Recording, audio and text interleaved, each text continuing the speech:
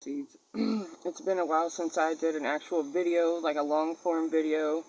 And honestly, it's because I've been in an uphill battle. I don't know how everyone felt, but I know that June, July, and August were an absolute struggle. Like, no cooperation, no organization, no nothing. It was pure chaos. And a lot of fighting me, specifically, but I did not cave under pressure. And there's a story I have been fucking waiting to tell you guys. Okay, family, I love you. I miss you. I couldn't wait to tell you this.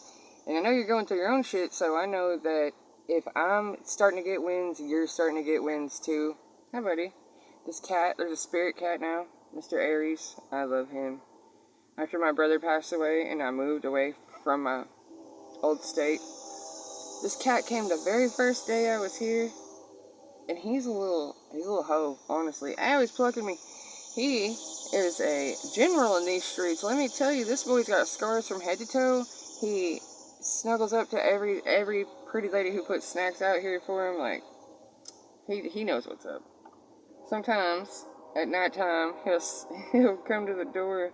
I'll let him in. I'll give him a tuna snack or just anything. Just call him my spirit brother or big brother.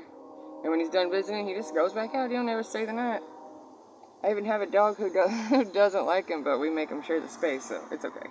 It's okay. Anywho, he actually is a character in the story that I'm about to tell you. Like,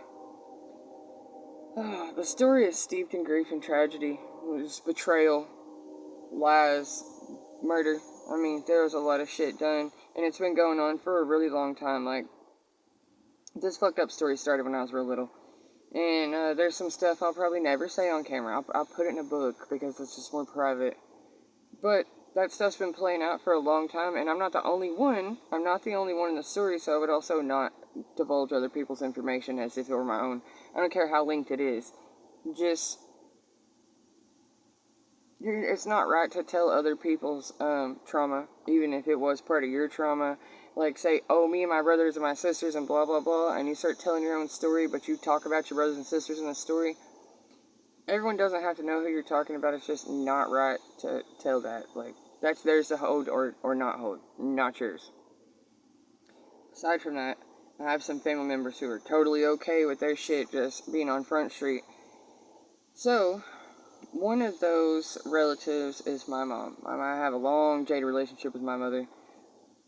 I love her, but she don't love me. Not like she means to. But somehow, even after really screwing me up early on and not ever making amends for that, but me forgiving her, staying present with her, coming to check on her, like, she's a paranoid schizophrenic. It's not all her fault. And I never did blame her, but there came a point where me trying to love her as an adult, trying to help her as an adult, I gotta love her from a distance. I do love her, but she's gotta physically be over there or she will harm me. Just, she can't not. So, I tried living with her for a little bit. I tried to help her. It did not work out. Me, my spouse, and my 2 kids had to move around like luggage for some time. And then something happened to her and my uncle to where they both got in trouble. They both have to go sit down for a while.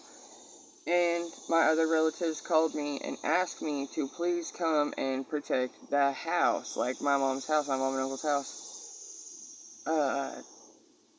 Y'all seen a little clip, a little tiny bit of it. That it's a really nice spot. It's a really nice spot. If you're a spirit warrior and you keep being told everything you lost will be returned to you tenfold, and you don't know how, you're like, how? That's not possible. How? These people don't love me. They never have. I am an outsider in their world. Well, I have been pleasantly surprised that although I was treated like an outsider in their world, that turned out to be a good thing because they know that I don't function like they function. I don't know who they know. I don't go where they go and stuff like that. So I'm not going to have the same kind of problems they had, like with the house or the neighborhood or the whatever. It's a total redemption. Like, my grandparents had to put up with, sorry, I'm in a vehicle and it's like I don't want to stay up. Okay. My grandparents left their kids a legacy, and their legacy was shitted up real bad. Like, One of their kids is dead, one of their kids was lifelong in prison, and one of their kids was in a mental hospital for most of her life too. And even their kids' kids were killed at some point. There's just a lot of bloodshed, a lot of fucking tragedy, a lot of fear and greed and things like that. That's on my mom's side. On my dad's side, they never had it like that. They didn't, I mean, they had to work for it. So there was no greediness like in that way.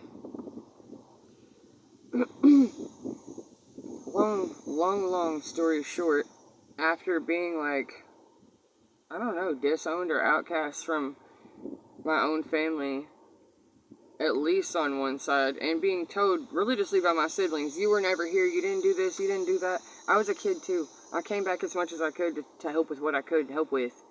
My hands were tied. But now as an adult, I have shown up. I've shown up for them each time they needed help. They needed out of a bad situation, something. And now they're here for me in the sense of, because my mom is away and my uncle is away and all of my grandmother's and grandfather's properties are still at stake of those who want to try to handle and mishandle my mom and uncle, it's not happening. A supernatural thing has taken effect, and it's like literally my ancestors in the spirit world are just not having it. These people are getting their asses handed to them. All the people who had something to do with getting my mom and uncle taken to jail, they're getting it.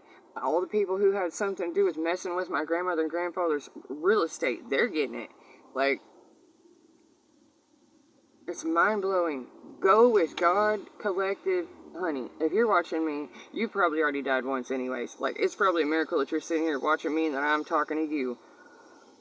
It gets even better. It starts looking like magic. It starts like when you're always here and you're manifesting, don't worry about the details, don't worry about the how. How is not important. Shit, sometimes the how can't be explained. Sometimes the how is your passed over loved ones are whooping their ass, like pulling them out by their foot. Like, make room, that's it. You've done this one the worst. Everything goes to them. Not by choice. It's your spiritual inheritance, and spiritual beings are going to slay on your behalf and make sure that what's right is right. It took over 30 years to come back to this house, basically, as a guest and not as a ghost. And so I went from overlooked to overbooked to most trusted to, we probably should have done this in the beginning, but if we did it in the beginning, it wouldn't have worked. It wouldn't have worked out. It required me to keep trying. It required me to stay honest. It required me, actually, to chew through my childhood trauma, because this place is one of the places where it happened, and it fucking scared me so bad at first.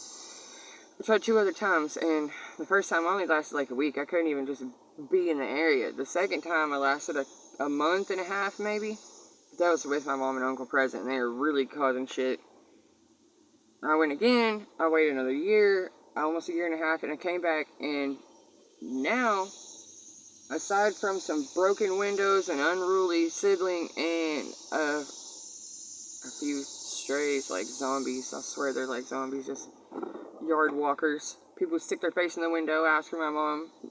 These people know that my mother had a childlike mind, and they really were trying to take advantage of her. Like, people use the house for their own wants and their own ways, and they were going to pin it all on her, and then they were going to take it from her and take it from my uncle, and then they were going to sell it, and they were going to split up the money. It's not possible. It's not possible. They put someone in place where that's just not possible. I don't have to try so hard, maybe as the other ones, because I have mediumship. I've had it for a long time, but I wasn't raised in a scary place where I didn't know that's what it was. My mom has that too, and it really aided in her breakdown.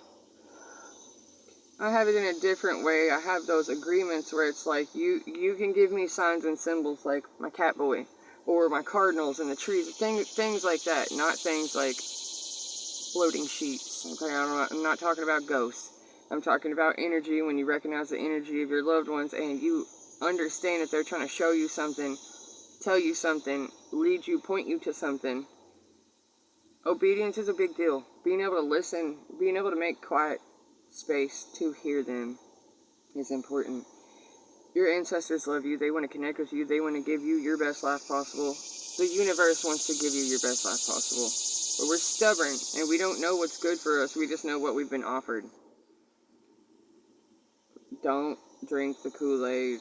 Love yourself enough to know that even if you've been wholeheartedly abandoned, someone still saw that. That presence that keeps keeping you alive, whether they love you or not, feed you or not, accept you or not, clothe you or not, that force that kept you alive is not fixing to drop you. You're in the palm of God's hands. You do not need to worry. You need to know that you're about to be in your paradise. You're about to be in your good place. Like, you're about to not necessarily feel rewarded, because rewarded is like saying it's almost temporary. Like, here's your prize, that's the end. Here's your trophy, that's the end. The rewarded you're about to get is like, it doesn't hurt anymore. It's not so hard anymore. It's not so confusing. It's not so painful. It's not so heavy. It's not so heavy. If you found yourself very, very tired lately, go ahead and sleep, because your body heals while you sleep. And self-healing is really the key. You can fix almost anything that's wrong with you. Like, you get a little cut on your arm, and you put the Band-Aid on it, and you forget about it, and it heals on its own. It's not like you have to watch the injury every day and think, heal, heal, heal. It doesn't work like that. You just cover it, and you forget it, and you go on, and it heals on its own. Other things can heal like that too. It's just, don't focus so hard on it. Don't let it be you. You're not your pet. You're not your thoughts. You're not your past. You're not your feelings. You're not your parents. You're not your siblings. You're a summary of all those parts. You're not just one thing. You're multifaceted. Sometimes you hear yourself say something, you sound just like your parents. You sound just like a coworker. You sound just like a sibling. Mimicry is flattery, but sometimes the truth is just the truth, and it doesn't change. And when you hear a truth that fully changes your perspective on something, you take that in and you have learned. You've grown. You've expanded. If you've been in isolation, you are probably expanding like a mofo. You're probably in a cocoon state, fighting and struggling to get out, but you don't know what you're trying to get out of. Well, it's just the growth. Growth comes from not being able to do anything about it except go through it. Just go through it. Pressure makes diamonds. You'll all shine. You will be shining. You will know, because you'll feel it in your heart. You'll just feel lighter. You'll feel more connected to nature. Little kids staring at you. Animals coming up to you. It's not necessarily giving a fuck about your appearance or how you're being perceived by people, or a crushing sense of expectation or obligation. It's fine. We're all just people, having people experiences. If you have figured it out, please give us the footnotes and write the handbook, and then we will all tell you that you're arrogant for thinking you know it all. There's no one size fits all. There's no everybody do it the same way. There's no right answer. There's wrong answers, because torturing other people is a wrong answer. That doesn't seem like a solution to anything. If you're doing fucked up shit in the world and you know you are, that's what you can expect to come back. If you have been actively trying to fix the fucked up shit in the world and no one sees you and no one cares, you're actually being punished for being good, well, there is a law, a hermetic law that says the greater the suffering, the greater the reward. Your sacrifices count for you. Other people trying to make you suffer so they can benefit, that's going to backfire spectacularly. They are going to truly suffer with no way out of it. You, on the other hand, have done your suffering, and even though it seemed endless and it seemed like it was for nothing, it wasn't for nothing. You're planting good seeds, and it's harvest season now. It is harvest season. As the summer sun dies down a little, you'll have enough stored up for your house that you don't have to try to scurry around during scarcity and find and have. You'll already have it because you needed it, and you thought about it, and you planned for it, and you shared what you had, and you were good and you were kind. It's not hard. And if you haven't been that way, now's a good time to start, right? Like, you have got to plant good seeds to have harvest. If you're not putting anything in, you're not sowing anything into anything, you're not getting anything back. Nothing's coming out of that. But if you have just worked your little fingers to the bone, and you've bled your heart out in that ground, and you've tried and you've done, and all that you can do is try. You can't make other people do anything. You do what you know is right, and keep doing what you know is right, and you will end up where you're supposed to be. Because you're always where you're supposed to be, unless you're lying. And then when you're lying, whether you're lying to yourself or lying to other people, you're not getting your true answer, so you're not on your true path either. Don't lie to yourself. It does no good. Be who you are. Be okay with being who you are, and then you'll find the other people who are okay with themselves, and therefore you as well. It's easy to find people who are codependent, people who are lost, people who are hurt. And here's the truth, we're all lonely. We're all lonely. That shit hits everybody. It comes on everybody. You don't have enough money to hide it. You don't have enough friends to bury it. Everybody gets lonely. That's why we have this internet to connect us. Like, we don't know how to connect with our neighbors anymore, our classmates, our co-workers. So we come here seeking each other out and then still feel that much more isolated. We're 1,000 times more connected than we ever have been, but feel 10 times more disconnected. Because we're not all on the same page. We're not all thinking and talking about the same thing. We don't agree on shit. We don't have to. It doesn't have to be everybody is one thing. But if we could at least get little subgroups of like attracts like, not subgroups in the sense of, okay, say you like D&D, and your D&D friends like anamorphic costumes. And so you like anamorphic and D&D, but that's not true. That's, you don't like them both. You like one, but you feel like you got to go into the subgroup of the subgroup of the subgroup. We need to get a little bit more generalized. We need to get kind of back on the same page. But until you come out the other side feeling refreshed and get your energy stores back up, it's not going to be possible. Just lay down, take the hit. No one's going to take advantage of you this time. When you lay down to rest, you'll be healing. You are not failing, okay? You are not failing, and sleeping is not quitting. It's time to rest and let your body heal and catch up, because we have taken a quantum leap, guys. If you can't feel it yet, oh, hold on to your hats. It's coming. I love you. I'll see you next time.